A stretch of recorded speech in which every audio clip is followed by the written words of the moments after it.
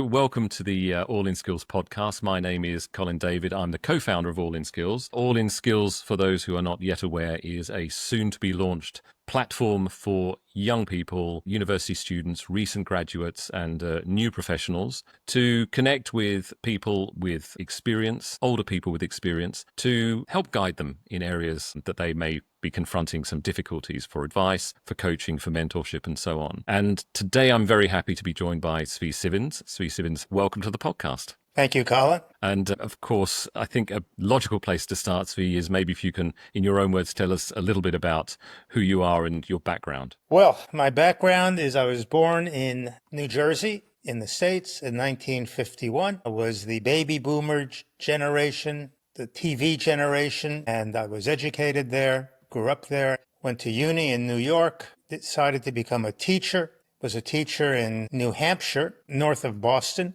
Beautiful area, beautiful part of America. I'm also Jewish, and I was very interested in Israel, still am, and wanted to live in Israel. So I went to Israel to try to live there for a few years, which I did. Met my future wife there, who's from Melbourne.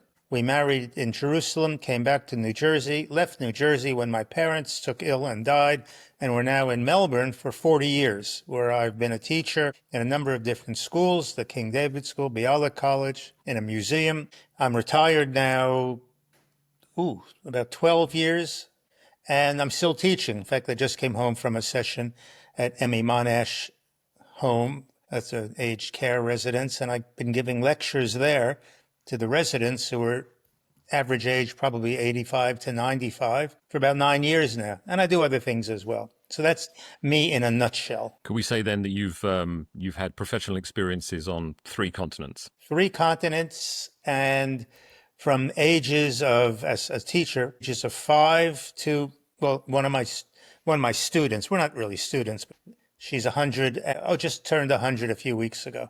Okay, so across the whole age range. Absolutely. Do you find that there is a dramatically different approach when teaching people of different ages, or do the same principles apply? I have learned right from the very, very first day I encountered a child as a student, as opposed to just kids, when I was a student teacher. I didn't know what to expect. I thought, oh, these are children. How do you deal with children? And I talked to those kids as I'm talking to you right now. I may have changed my vocabulary, and when I talk to the elderly, who are also very, very switched on, intelligent, experienced, I talk just like this to them. So I really try to not distinguish between ages other than, to simplify things or to go deeper into other things or avoid certain topics.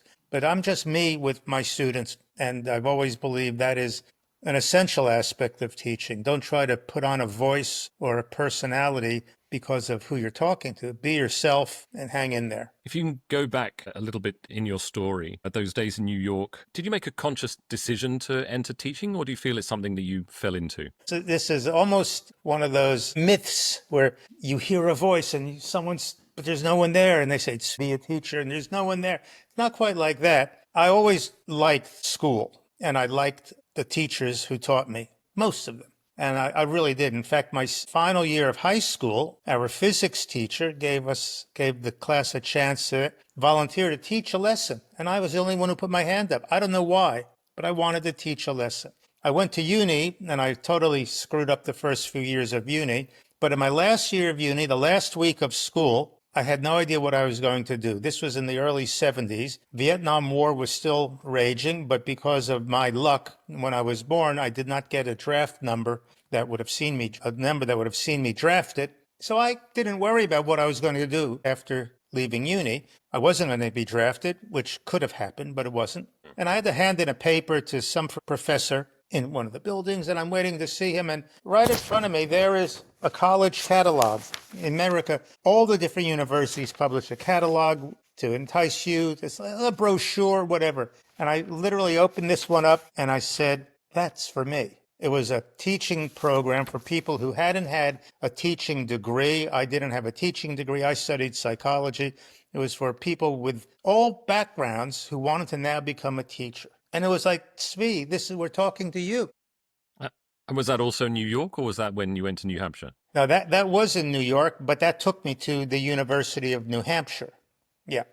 And that was it's called a Master of Arts in Teaching program. And in our group of about 30 of us, there was a Vietnam vet who had been wounded badly. There was a rock and roll drummer, a stockbroker who made enough money that he wanted to now do something meaningful with his life, a bluegrass fiddler and Mhm. his wife. It was a crazy mix of people. I was probably the most normal one, and it was fantastic. So from New Hampshire, then um, across the ocean or somewhere else first? Tried Israel, now tried Jerusalem. Had a year teaching in New Hampshire. I was a grade 3 teacher, primary school teacher. When, in fact, I was introduced at the opening session of the teachers, the early professional development days, the first male to teach that young an age in that school district, which I didn't care about, but year 3 and a male teacher, that was unusual. So I I had think a until today, it's still a little unusual. yes, I would think so. I would Mm. think so. And so, how long into your time in Israel did you start work effectively? It was a mess. I was in the Ulpan, then I transferred to a seminary, which is now part of a university, for teaching for Israelis who wanted to be teachers. Even though I had a master's in teaching and experience, I needed to learn more about how things were done in Israel. So I went there and I was placed in a school, an experimental kind of school, very open education school from the mid 70s, if you remember open education, which basically was a euphemism for chaotic Uh-huh. education. But it was nice. I wasn't really a full-time teacher. I was on sort of a government stipend. But in those 2 years, my wife, who I married there, Marion and I married there, she's from Melbourne. She was working at Hadassah Hospital. We decided this is not the place for us, despite our idealism and thinking it was. And we left just after 2 years, or just before, at the end of 2 years, to go back to New Jersey. But we came to Australia on the way, and I fell in love with Australia, but we were committed to New Jersey. And I eventually got back into teaching in New Jersey, but that was a struggle too. That was probably one of the hardest years of our life, best and hardest. So psychology was your degree, but then you did your master's in education and then further study in Israel. Thinking about both of those, let's say, specialisms, the one in Israel, the one in the United States, did they equip you to enter the classroom? Did they give you the tools that you needed to take on the challenges that you confronted, either Well, as the third grade teacher or in the open right. school in Jerusalem?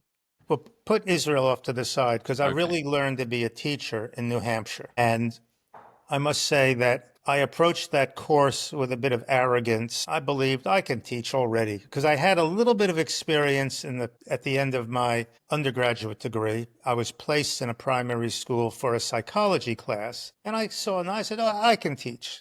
And that was stupid. And all you young people out there, don't think you know everything. I thought that, and I clearly didn't. But I Yeah. learned, and I was open to it. And what I learned about teaching, and I'm still learning to teach. You don't stop learning.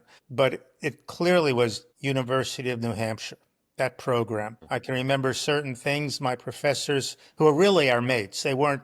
This was a hands-on program. We actually taught in a school 4 days a week and only went to uni 1 day a week. So we were thrown in the deep end immediately, and it was fantastic. And I remember my senior teacher who was guiding me in the school, the professors who were guiding us. It was fantastic. So that's where I learned the art of teaching, and I do call it an art. In my course, I was one of only, I think, 2 or 3 students in the teaching program who hadn't been in the real world yet. I went right from undergraduate to this program, and that was not who it was aimed for, but I must have impressed them in my interview or something. I don't know. So you were effectively one of the youngest in that program. Not just youngest, but with no worldly experience, such as the rock drummer, the Vietnam vet who was terribly wounded, the stockbroker. And here I am. What did you do? I just graduated college. Still Boring. wet around the ears, or wet behind the Very, ears, very, rather. Yeah. very, yes. Yeah. Okay. So you were drawn back to New Jersey. So how Eventually, long? yes. How much time did you spend in New Jersey between Israel and? I think it was 7.5 years. The Mhm. first year was very difficult. Then I got back into teaching, which was so different than what I had hoped to do as a teacher. But we had a less than 1 year old baby, a little mortgage, and there's no way I could do anything. But I had to work at the school that hired me. I couldn't pick and choose. And I worked at this very, very middle of the road, middle class. You've seen it on TV and many different movies in one shape or another. Typical American primary school, an elementary school Elementary school. with And the so, yellow school buses, oh, right. you know, I was going to ask. Yeah, yeah. So previously you had third grade teaching experience. How old were the children you were working with here? This was sixth grade. And my preference always was early childhood. In fact, I missed out on a job in New Hampshire in what was the equivalent of our prep here in Australia. I would have been a prep teacher, a male prep teacher, with another in a team of one other male and a woman teacher. It would have been amazing, but I didn't get it. So now I'm in year six, prepubescent, spoiled kids. Now just standard public school with a local school board, a principal, a superintendent of schools, just like any other of those same types of school districts in New Jersey and New York. Slight variations, slight differences, but, you couldn't choose what you're going to teach. The principal handed me a stack of binders. Mr. Civins, this is your curriculum. I had no say in what I took. No, this is your curriculum. And coming from New Hampshire and that program where it was very creative and hands-on and going with the kids' interests and things like that. And we have standardized tests. We got to prepare the kids for the equivalent of NAPLAN. Back then it was called minimum basic skills test because everyone was concerned teachers aren't teaching the kids well enough. They don't have the minimum basic skills. This was in New Jersey. There was some room for creativity and I was able to do my thing, whatever that was, but I couldn't do it too much because I needed to keep that job. Not that Grade I would six have been is fired for anything, but you could have been fired at any time with no explanation because you didn't have tenure until after 3 years and 1 day. Yeah. And that 1 day in my fourth year, I came home and I said, man, I've got tenure. It's official. but grade six in America, is that the last year of elementary school? This is in an era when the concept in America, at least of middle school, junior high school, it was crazy. Year 6, 7, and 8, 7, 8, 9. No one wanted to touch these kids, and for good reason. I loved it. They're great kids, but wow, kids going through that age group from year 6, year 7, year 8, till they emerge, as you would know, from year 9 and 10, they get to be a bit more mature and back to earth. It was crazy. But this is what kids are like at that age. And in fact, I was told later that they had gone through 3 different year 6 teachers in the previous 3 years. And they said, they're throwing you to the wolves now. I said, oh, wonderful. But I managed. I held on and I was successful. I was valued. I won't say loved, but I got on well with the kids, the parents, and the school. You say And then that I the left. principal handed you binders effectively and said, "Look, they've got to learn this. You've got to teach this." And you also said that there was a degree of, A little bit. should I say flexibility, freedom to. Yes, yes, yes. One thing I did, it was 1979, November, the Iranian Revolution, when the Shah of Iran had been deposed. He had flown to, I think, America for cancer treatment. The Ayatollahs took over and they took hostages, the American hostages. And it was just, wow, it was mind blowing. And for 1 week, I don't know how I did this. Not all day, but a lesson here that I had the kids and I researching this. We had a very rudimentary video camera, which was very new and a reel to reel recorder. And I had the kids create a news program about what was happening. And they dressed up, they interviewed. I'm standing in something square in Tehran. And I showed it to the principal. I said, I'd like you to watch this. And he was impressed. No one else did it. I didn't tell anyone else I was doing it, but the kids loved it. So I was able to do little things like that. Okay. And so contrast that perhaps when you moved south of the equator. Well, we came here and I had a job to come to. I was fortunate. We wanted to leave America after my mother died in 1984 because Marion's mother was still alive. And I had a job at King David School in Jewish education because I should say that whilst teaching year 6 in the very basic, middle of the road, suburban American primary school, I was also teaching in a synagogue after school and Sunday mornings. And then we come to King David School here, and that was a shock. Totally different than what any school I'd ever seen before. It was private. It was only Jewish kids. I was happy about that. Bit of a chaotic school day and a school structure and so forth. Something I wasn't really used to that, but I managed. I taught, I did all sorts of things. Then I became principal of that school after the founding principal retired. And I thought I really wanted to be a principal. I had done educational administration classes in New Jersey before leaving, thinking I wanted to move up in the world of education. to me, being a principal would have been a really cool way to help other teachers become more skilled, better, more whatever. So when I get here, I got the job here. It just was not what I wanted. It wasn't cut out for me, nor I cut out for it. I actually demoted myself. I stepped down from the principalship and returned to teaching in that school because I just missed the kids. Being a great teacher doesn't necessarily equip one to be a great principal. You got to be a bit ruthless. You got to hire people, fire people. You got to say yes to parents, no to parents. It had little to do with education. The happiest days, as my wife will remind me more than once, and she's right. How was your day? Oh, good. So and so was sick, so I took their class for the day. So that was a good day for you. That was a good day. Yeah. Yeah. Perhaps your path wasn't towards a principal, like perhaps your ranking deserved it, but that wasn't your interest. That wasn't your passion, effectively. Well, in fact, when I moved on to the other school, which is Bialik College, there I was solely teaching, which I was happy with. I did become head of the Department of Jewish Studies, but I was still mostly teaching. But I had student teachers from Melbourne University or Monash, and I loved mentoring them. I really did. And I had them for about 4 weeks, and we worked together. I would help them plan their lessons. I observed them every lesson I was in there, and I would fill out my own invention was a grid of 5-minute blocks this way, and teacher talk, student talk, Zvi talk. That way, what I noticed, and I could show them then, look at your lesson, look at this. And I saw one of the teachers last year who has been teaching for a long time. She said, I still have those sheets you did with me when I was your student teacher. So that was gratifying. But ultimately, teaching is a lonely endeavor in that it's you and the students in a room. You rarely are viewed by anyone else. You're on your own. And I would have liked working with other teachers more closely. And we did. I mean, we were very collegial. But ultimately, they go there, they go, and I don't know how they're going, and they don't know what I'm doing. We used to talk about it, but I think I was a little bit sometimes out there. Do you think that the lonely side of it, the working in isolation, part of a team but working in isolation, do you think that's something which has improved somehow? Do you think that's just remained the same or got worse? You got to remember, I've been out of the classroom for 18 years this year. Of a school classroom. So I don't know what happens now. I don't know. But over the course of your career, is that something that simply stayed much the same? Yep. I mean, occasionally, if you were to tell a teacher, I'd like to come in and watch your lesson. No. And I told him, he wasn't in my, I said, you're really good. Can I talk to you? And he said, well, I've heard the same. So we got on well.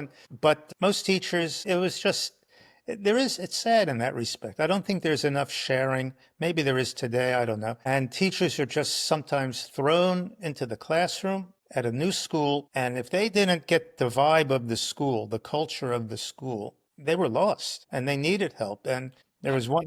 Yeah. How is a new teacher expected to get the vibe of a school? I mean, we're talking to a lot of young people at the moment who are maybe graduating or soon to graduate. It seems that it's a mysterious, unopened box, and you get there, you pull the ribbon. You should look for someone. If no one takes you under their wing, find someone. For example, back in New Jersey, when I just started at this school, and my daughter was less than a year old. We had a mortgage. I couldn't afford to make a wrong step. One of my colleagues, who didn't look like the teacher that I would ever want to be like, he smoked cigars in his free time. He used to go to the racetrack down the street, I think. But he said to me, just watch your step. In fact, and there was this one student whose mother was on the school board. And the school board has all the power in these little school districts. He said, you know what? He's a handful. I'll take him. You don't need this hassle. And he looked out for me. And he was really, really very, very kind and good in that way.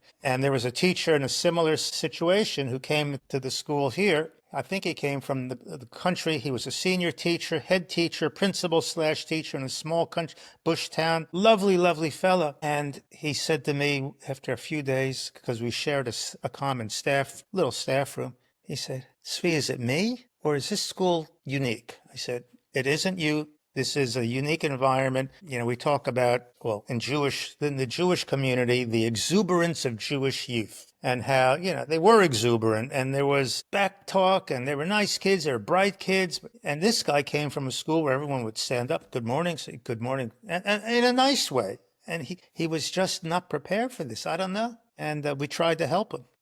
Did he last? And it was a real shame. He's a very good teacher. And it's not anyone's fault except just the mismatch. But even my first year there, I had to talk to the vice principal, who to this day is one of my closest friends. We don't see each other a lot, but he's my mentor. And I said, have I made a mistake coming across? And this was a school just around the corner from where I had been. And it took me a while to get the feel for this school and what the kids were like. And they were great kids, but they were different. And So- once we clicked. A young person embarking on a teaching career and who has this concern about fitting in, it's not like choose the school that suits you. Is there any way of handling that? You've talked about, find somebody and sort of effectively have them as your, guide, mentor? Look, maybe they are assigned someone like that when they are hired, particularly young first year out teachers. I don't know. I don't know if it's possible to, if you get the job, you being a young person listening to this podcast, or you've gotten the job and you're a little bit, what's going on here? Find your head of department or someone you just connect with and ask them questions. Am I doing the right thing? I'm feeling a little bit out of sorts with how I'm handling discipline or whatever. Or don't be afraid to ask. Don't be afraid to ask, and try to find someone who you can identify if they haven't already come to you and say, you know what? Can I learn from you? I know I've got a degree. I know I should be qualified, but what you learn in school about teaching and what teaching is can be night and day. I think most teachers would agree with that. And it isn't that easy. So find someone, look for someone. Don't be afraid to ask. And there might even be resources out there, people who do podcasts or who are just willing to help a young teacher.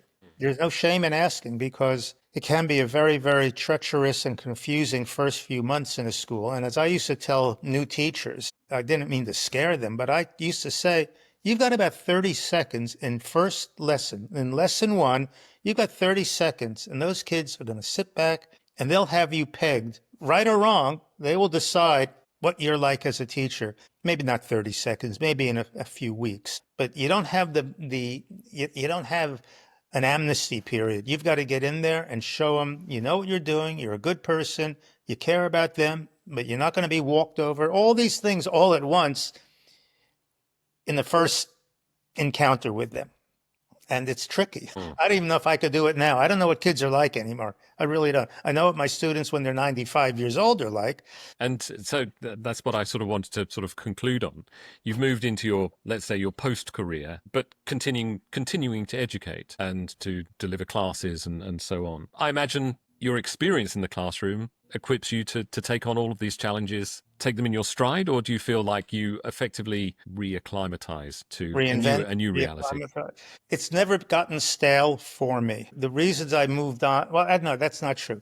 Teaching itself has never gotten stale for me. It was meant for me and I for it, and I'm blessed that I opened up that catalog that one day and said, Zvi, this is for you. Because if I hadn't done that, I don't know what I'd be doing today. But there comes a time, and you don't want to be too repetitive. I knew it was time for me to move on to some new kind of teaching in 2007. This is actually a little sidebar. I had an opportunity to go to Poland with students to observe the Holocaust Day, to visit concentration camps, cities, towns, and then come back. Now, I was teaching the Holocaust in year 10 at this school, but going with these kids into the field was a whole different experience. And I wondered, how can I do this if I go back to teaching? And I couldn't again, but I went back to teaching. But that's when a job came up at the Holocaust Museum. I said, this will be different, because I needed something different. And I still loved teaching. It was totally different environment, totally different students.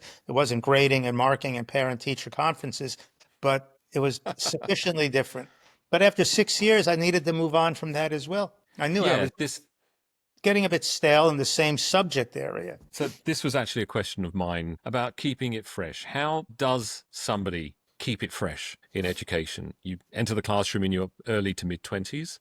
You're looking ahead to 30, 40 productive years. How do you keep it interesting? I think you need to be a person, an ideal teacher, if I could say such a thing, is already interested in the world beyond the classroom, in literature, in music, in natural sciences, whatever, sports, it doesn't matter. And that interest can infuse what you do in the classroom. It doesn't have to be a whole new curriculum. You still have to teach English literature, but you can do it perhaps in a way that you can come in and say, I've just read this amazing book. Let me tell you about and the kids, oh, you tell me, and I ask them, what are you reading then? And we help them, but you need a passion. You need your own passion. If you don't have a passion to begin with, I don't know, you're just going to be given a textbook, say, open up to chapter 3. Let's do the first 10 exercises, hand in your work. And that I saw a lot of everywhere I taught. Now you have to do that. You have to play the game, sure, but you can still find ways to tweak it and make it a bit more dynamic and creative and organic in the sense that I want to know where you are, kids, and let me hear. But I'm afraid that education today is just a factory assembly line where you get kids and you put in these pieces, you hand them over to someone else, they put in these pieces, and then they're put out to work. And society says, this is what we need, and they take that product. That isn't what education should be or is. But unfortunately, I heard a teacher on a talkback radio show, and they were talking about discipline. I don't know what they're talking about. And she said, well, when I deliver instruction to my clients or something like that, I said, this language of delivering instruction, you teach from the heart, teach from your soul, be excited, be silly. But we deliver instructional outcomes. I could never do that. So I hope there are teachers out there who are having fun like I did. And not just delivering outcomes. Yeah. Zvi, it's been wonderful talking to you, and I really appreciate Thank you. your time. Thank you very much. My pleasure. See you soon. See you. Bye.